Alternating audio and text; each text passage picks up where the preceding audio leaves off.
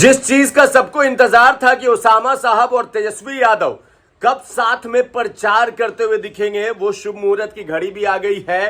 तेजस्वी और ओसामा सबसे पहले और कहां प्रचार करेंगे, सारा बात निकलकर एक एक करके सामने आ रहा है। हम आपको बताएंगे। आप देख रहे हैं द इंटरव्यू इंडिया, मेरा नाम हमजा है। देखिए, हम आपको बता दें कि ओसामा साहब तेजस्वी कब साथ आएंगे, इस सवाल पे तो ब्रेक लग गया क्योंकि साथ आ गए, मगर इंतजार कि कब प्रचार करेंगे। अब देखिए, ओसामा साहब और तेजस्वी यादव साथ आ गए, सदस्यता ले लिया ओसामा साहब ने, हिना साहब ने, लालू यादव ने सबको सदस्यता दिलवाई और आरजेडी में ऑफिशियली शामिल हो गए ओसामा साहब। और ये क्यास लगने लगा कि भाई अब आरजेडी मजबूत होगी, मुसलमान भटकेंगे नहीं। और ये सारी चीजें क्यों हुई? क्योंकि 4 उपचुनाव है और चारों उपचुनाव में जिस तरह से लग रहा था कि मुसलमान कहीं छोड़ कर ना चला जाए, उसका खौफ भी आरजेडी के नेताओं के मन में था, लालू यादव जी और तेजस्वी यादव के मन में था। अब देखिए, सबसे पहले प्रचार प्रसार कहां करने जाएंगे तेजस्वी और ओसामा, उसका जिक्र कर ही देते हैं। सबसे पहले प्रचार और प्रसार दोनों एक साथ करने जाएंगे बेलागंज विधानसभा में।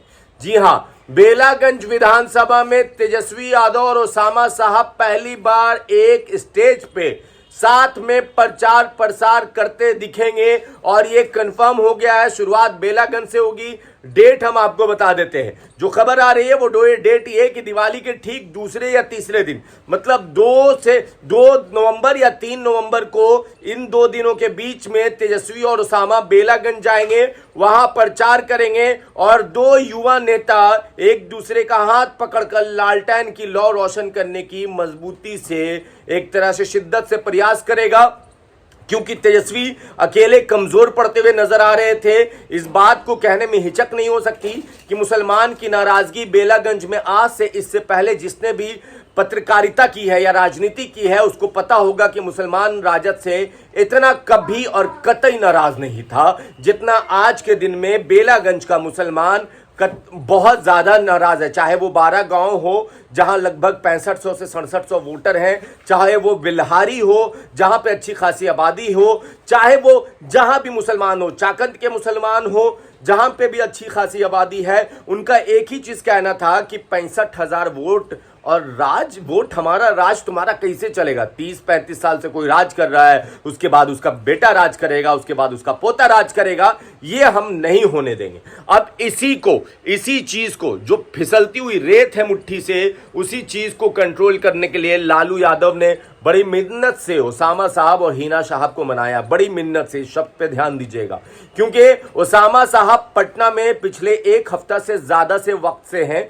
क्यों? इसके पीछे की वजह, क्योंकि ओसामा साहब की पत्नी का डिलीवरी होने वाला था, जो कल हो भी गया, उनको बेटा हुआ है, जिसके लिए मुबारकबाद।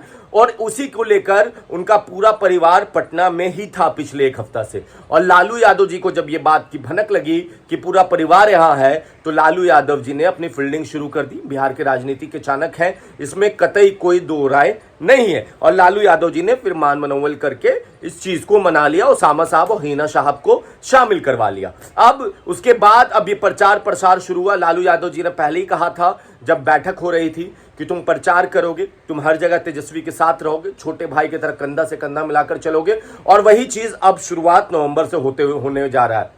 मगर पहला जो विधानसभा सीट है वो बेलागंज है। उसके बाद बेलागंज के बाद कहा जा रहा है कि इमामगंज जाएंगे, फिर सारे सीट पे तेजस्वी और ओसामा घूमेंगे। मगर बेलागंज एक तरह से शाक की बात आ गई है। अगर वहां से आरजेडी को नुकसान होता है, जो अभी होता हुआ दिख रहा है, तो ये आरजेडी के लिए विधानसभा चुनाव से पहले बहुत जोरदार धक्का होगा, झटका होगा, जिससे उभर पाना बहुत ही आसान काम नहीं है। समझिए, जिस जगह पे आरजेडी का 30 साल से अखंड राज है, जिस राज को कोई हिला नहीं पाया, 70,000 यादव समाज के लोग, 65,000 मुसलमान, 1,35,000 में अगर आप 50% ही पोलिंग निकालिएगा तो लगभग 65 से 67,000 वोट होता है और वो वोट जीत के लिए काफी होता है। और इस बार मुसलमान नाराज है। क्या अब ओसामा वहां जाएंगे तो क्या माहौल बदलेगा? वो वक्त बताएगा। हम भी पब्लिक ओपिनियन करने जाएंगे, मगर पहला रैली ओसामा साहब का बेलागंज में हो रहा है। बाकी आपको क्या लगता है? आप अपनी राय नीचे कमेंट बॉक्स में लिखें। ज्यादा से ज्यादा वीडियो को शेयर करें। धन्यवाद।